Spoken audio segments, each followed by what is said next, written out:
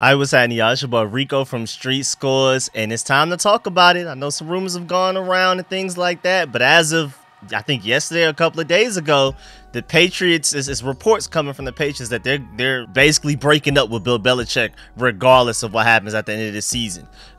So whether he walks away himself with high dignity or if they fire him, either way, they're looking for their next head coach along with us. We're all looking for our next head coaches. Are we going to play musical chairs, and are we going to invite Bill Belichick to take his seat with the Washington Commanders?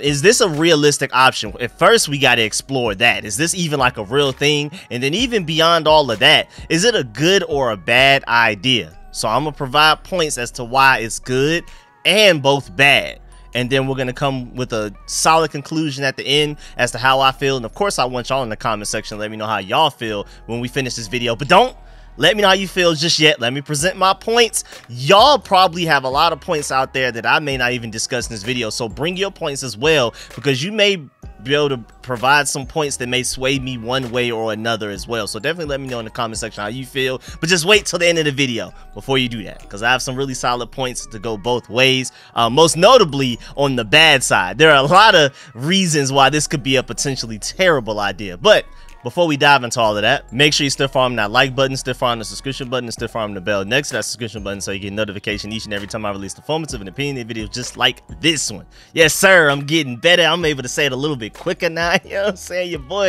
boy going stupid now, man. But yes, sir, man, make sure you stay tuned for all of the content. Become a channel member if you haven't already, because again, I'm working on exclusive content just for the channel members. So like I said, I'm working on a video where I'm breaking down all of Sam Howell's best traits and basically gonna do like look at all 22 and show you why we can build around him, and this can be our franchise guy. All you need is like a left tackle, another playmaker, a good tight end. We can address that in either free agency or draft. So I'm planning on doing that for several players. We're gonna do Sam Howell, we're gonna do Brian Robinson, we're gonna do a lot of the players that are currently on this team, and that's gonna be for channel members only. So make sure you stay tuned for all of that. And without further ado, man, let's go ahead and get to it. Let's get it. He's our quarterback for the 5-10 years, and I truly believe that.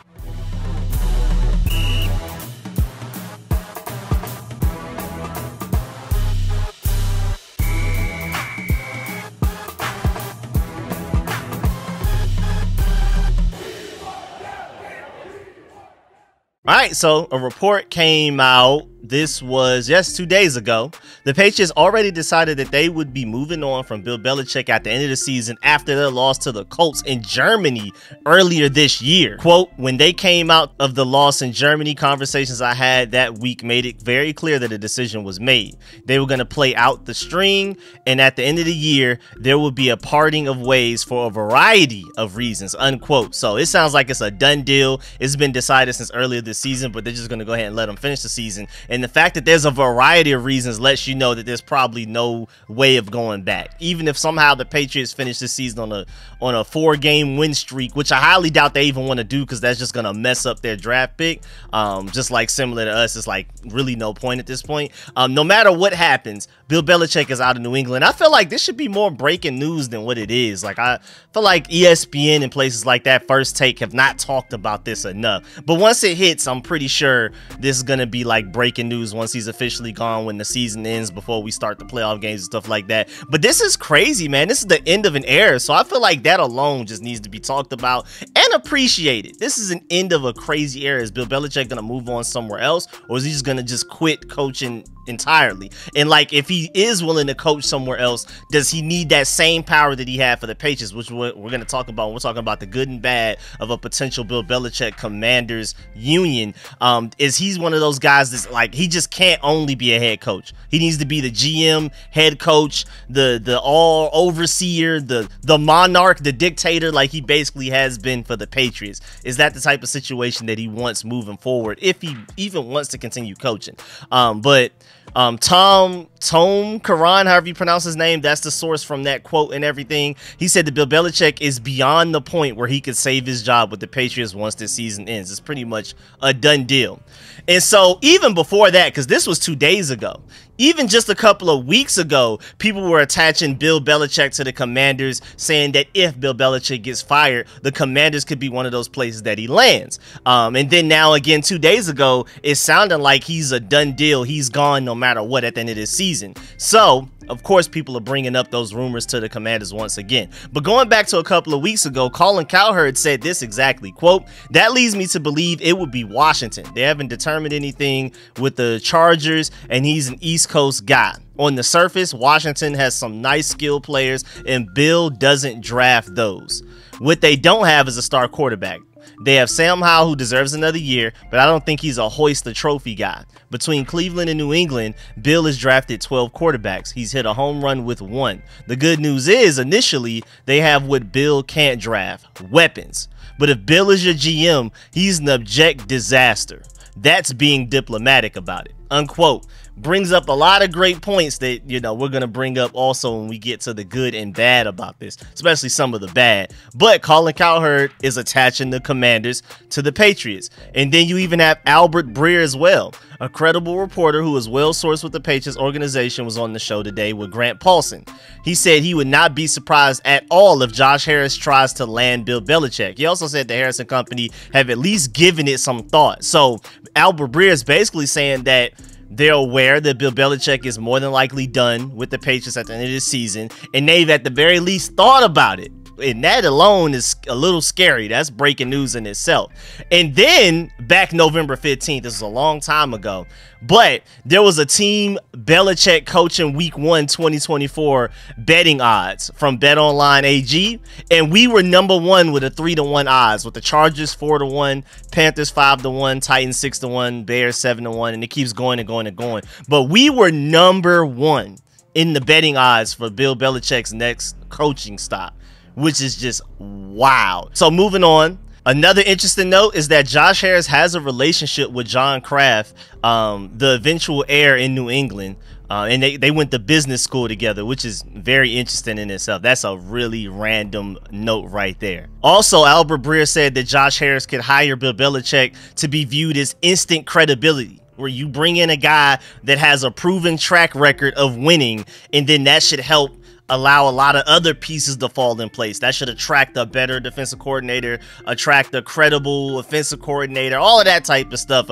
attract free agents, all of that type of stuff. And I'm not gonna lie, a lot of the way that these things are being reported, it feels a lot like how people were saying Jeff Bezos was definitely going to buy the team and stuff like that. He's the big, most notable name, the one that would get the most views, clicks, and excitement, or at the very least, the most people talking. I'm not exactly sure about excitement, but would definitely draw the most talking points, and we would be on ESPN and all of that stuff all the time, and it would be chaotic. So let's go ahead and get out the way why this could be a good idea. Where, you know, I'm going to go ahead and let you know now, I do not want Bill Belichick to coach the Commanders. But let's go ahead and bring up some of the positive points that could point to why this Bill Belichick the Commanders thing could actually be a good thing. Again, I don't think it would. But first of all, of course, Josh Harris, again, for credibility reasons, going to a 6-time Super Bowl champion head coach, it makes sense, especially on paper. Like, you know, you haven't won anything in so long, as in the Burgundy and Gold. Not necessarily Josh Harris himself, but Burgundy and Gold wise, we haven't won a Super Bowl since before I was born. And so to bring in a guy that's done it 6 times, of course, it sounds like, oh, okay, obviously that's the right move to make.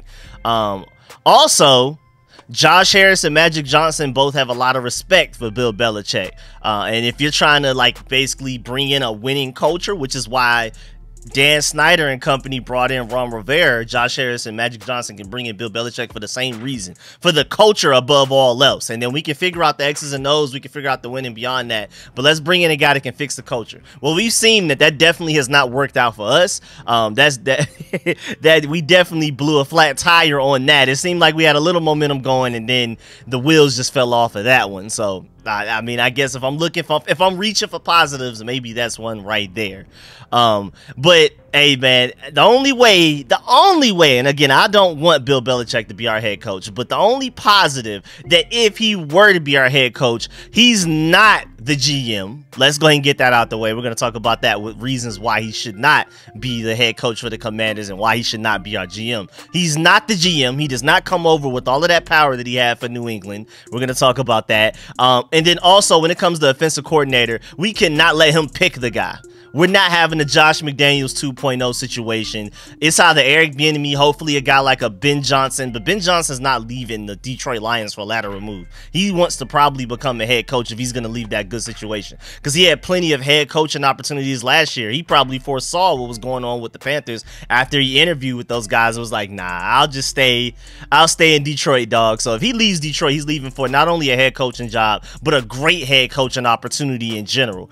He would definitely not come here to just be an offensive coordinator. He's proven himself enough. He's not an Eric Bieniemy situation where he needs to go somewhere else and prove that he can call plays. So that's pretty much out the window. So yeah, Bill Belichick is your head coach. He's not allowed to be GM, and hopefully he hires a good offensive coordinator.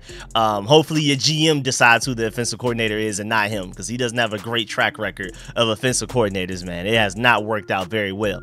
Now let's move on to the reasons why he should not be the head coach for the Commanders, and I definitely agree with these points the most, man. I feel like there's definitely more points with that, because, hey, man, it's cool. It feels weird to say that arguably the best head coach of all time, you don't want him to come to the Commanders when we haven't won anything meaningful literally since before I was born.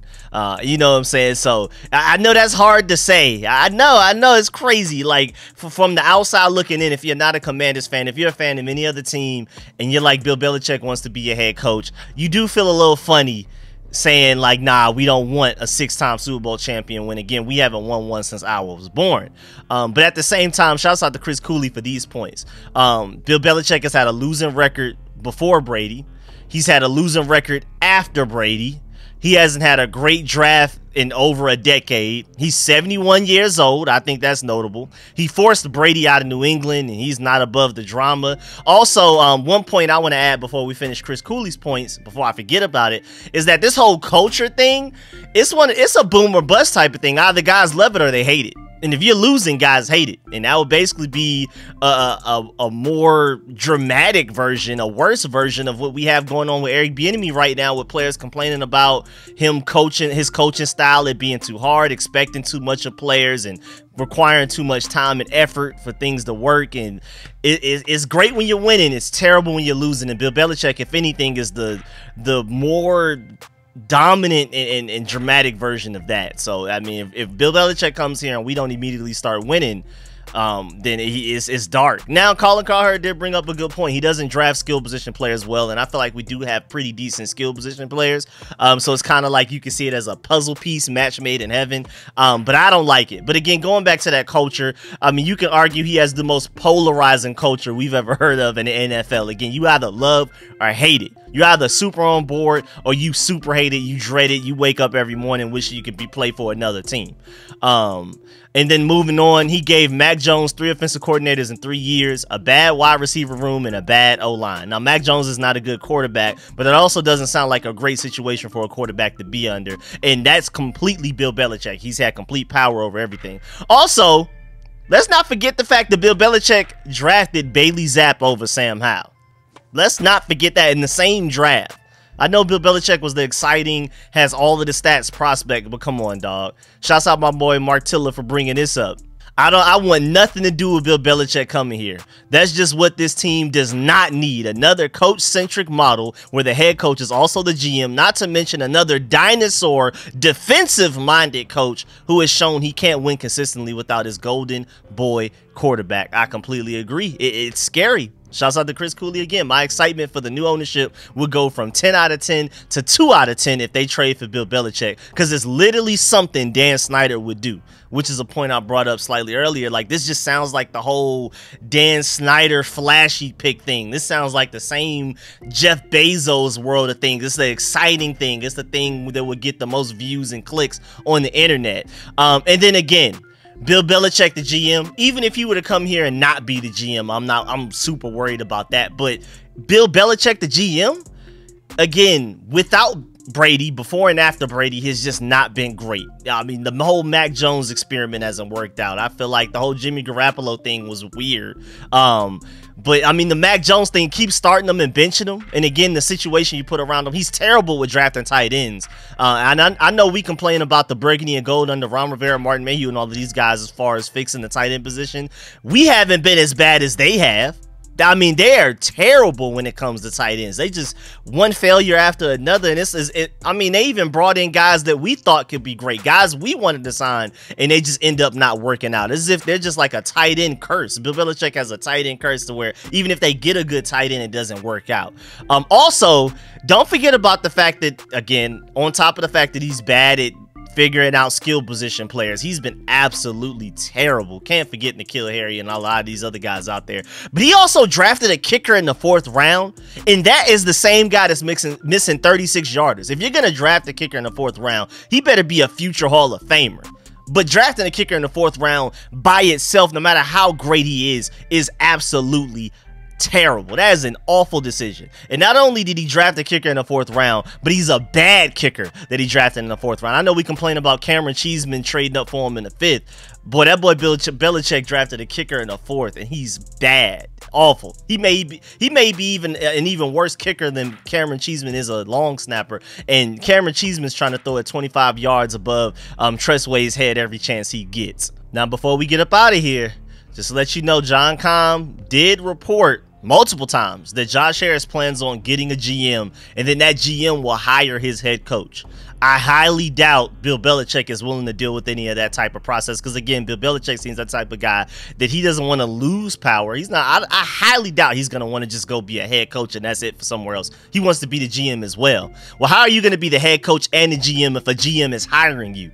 That's the way Josh Harris wants to do things. I don't think he'll break that rule for a Bill Belichick. That's literally how Harris has structured his previous sports teams, and that's how it will more than likely be done here. I'm almost 100% sure Josh Harris and Eugene Shin, let's not forget that Eugene Shin has a lot of power as well. He's going to have more power than what people think. I feel like he's going to have a heavy influence on who the GM will be, and then of course that GM that Eugene Shin helped handpick will have a lot of influence over who the head coach, defensive coordinator, and everything that falls under that will be. Personnel decisions, free agency draft, and stuff like that. Eugene Shin is already going to have quite a bit of the power pie. Bill Belichick doesn't want to be involved in that.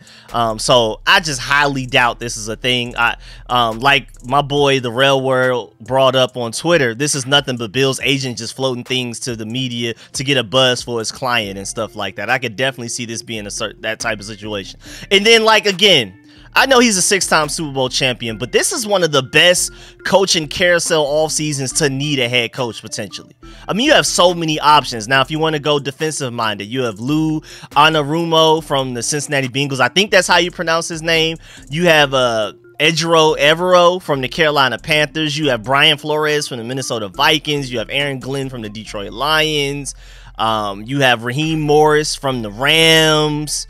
I mean, if you want to go Antonio Pierce from the Raiders, the way that they rallied under him. Dan Quinn for the Dallas Cowboys is going to be one of the hottest names. Even though I love him as a defensive coordinator, I don't necessarily love him as a head coach. We've seen him as a head coach, hasn't worked out too well, but him as a defensive coordinator is an absolute genius. You have Steve Wilkes from the 49ers as well. But if you want to go offensive-minded head coaches, which is the way I feel like it has to be, I feel like I'm super leaning that way. If we get a defensive-minded head coach, unless he's just this great guy, I'm going to be pretty disappointed. I want to go offensive-minded. I'm not going to lie. So you have Eric Bieniemy as an option there if you want to promote him, even though that doesn't seem very likely at this point with the way our season has gone. Also, before we even move on to offensive-minded head coach, you still have Jim Harbaugh out there as a potential guy if you want to go that way, I believe. Unless I remember seeing some report that the Michigan Tigers didn't want to extend him until they knew for a fact that he wouldn't be looking to go towards the NFL within the next couple of years. So I don't know how that ended up going, but you have Kellen Moore from the Chargers. You have Bobby Slowick from the Texans. Maybe he goes out and tries to get a head coaching job. And then, of course, you have the golden boy to everybody's eye right now. That boy, Ben Johnson, that it seems like everybody wants right now. This is the time that if you want to make the right head coaching choice, this is a great offseason to do so. This is a fantastic offseason to do so. There's a lot of other off seasons where you're kind of just like, man, this is the best we can do. Even when we hired Ron Rivera, with the situation we were in, I mean, it was half of that. The situation we were in, Dan Snyder, there weren't going to be a lot of great head coaches that wanted to coach for us anyway. But also, I remember in that coaching cycle, it wasn't just like these elite names. Like, I don't think there was a Ben Johnson equivalent in that coaching cycle. This coaching cycle has a Ben Johnson and a lot of other notable good names out there. So to pass up all of those guys to get Bill Belichick is a little crazy. That's all I'm saying. That's my point that I'm bringing right there, why I bring up all of those names. There's probably even more names out there that I missed. Again, get in the comment section, let me know those as well. And you never know too, man. We may have just some secret genius on our coaching staff already that may not necessarily be head coach ready, but I hope that the next GM and all of those guys come in and are able to evaluate who we already have in house, not only just player wise but coaching wise, because losing Kyle Shanahan, Sean McVay, Mike McDaniels, Chris Forrester, Bobby Slowick, Matt LaFleur, all of those guys on the same, they were all coaching the 2013 Redskins at the same time. All of those elite names in the coaching style. So don't overlook that as well. We have some outside guys, but don't overlook some of the inside guys again. I mean, we lost Chris Harris just now as our DB's coach, and look how terrible our secondary got. So that's all. And I'm just hoping that whoever we end up hiring, we build through the trenches. We've seen that. I mean, granted, we spent all that draft capital and even second contracts on defensive line quite a bit. It didn't work out too well. But offensive line, man, stop playing about that. Stop putting band-aids over the offensive line. Stop doing that. We need to do what we got to do to get top guys in free agency and or the draft in the first round or something. I hope whoever comes in, our next head coach, next GM, Eugene Shin, all of those guys, make sure they attack that. And also, just don't mess up the fact that we have a potential franchise guy in Sam Howell. I'm to the point where, like, I love Sam Howell. I wouldn't be upset with the next regime if they don't view him as a franchise guy, but I think he has the traits and tools to be that guy. And again, he's still on a 5th round rookie deal for 2 more seasons. Don't come in here and mess that up, dog. Please don't. But yeah, man, before we get up out of here, it was reported back on November 17th that Bill Belichick to the Commanders rumors are real and it could happen, according to the PFT commenter on the Pat McAfee show. And Albright on NFL also said a few days before November 17th, that he heard that Washington ownership was interested in trading for him. So again, there's a lot of Bill Belichick smoke out there, just to warn you. But for reasons I've already stated, I don't want it to happen, and I also think it will not happen. But yeah, man, that's the end of this video. Definitely get in the comment section. Let me know how you feel about everything discussed in this video, dog. Let me know how you feel about this whole Bill Belichick situation. Do you think it's realistic? Do you want it to happen? Do you not want it to happen? Why or why not on both sides? Again, let me know your points, because you may bring up some great points on either side of the argument that I didn't think of. So, I mean, I love how smart our community is. Y'all always provide great insight and information and opinions in the comment section. So I try to read and reply to as many as I can. I've been super busy. I'm gonna try to do my best to try to read and reply to as much as possible. So make sure y'all definitely get there. I want this to basically be like a forum or like a board of us going back and forth about why Bill Belichick should work or not. But I feel like it's honestly just gonna end up being a big comment section of why Bill Belichick should not come to the Commanders. I highly doubt it's gonna be half and half. I feel like there may be a small group that does want Bill Belichick, but I feel like the vast majority are not gonna want him. But of course, let me know in the comment section. Don't be afraid to voice your opinion. Even if you do want Bill Belichick, I want to hear why. But of course, definitely let me know in the comment section how you feel about all of that. Please stiff arm that like button, stiff arm the subscription button, and stiff arm the bell next. That subscription button on the way out. Support the channel if you can. You can donate to the Cash App, the PayPal, or directly through YouTube through the Super Chat now that YouTube is back in full effect. And you can become a channel member. Again, I'm working on exclusive content for y'all, but at the very least, on the way out, it's free. Leave a like and leave a comment. I really appreciate y'all. I'm gonna catch y'all later with more content. So many video ideas, so many things I need to talk about, like including again this whole Capitals and Wizards moving to Virginia stuff, all of that, man. I have so much to talk about. So make sure y'all stay tuned with all of that. I'm gonna catch y'all later. I'm out.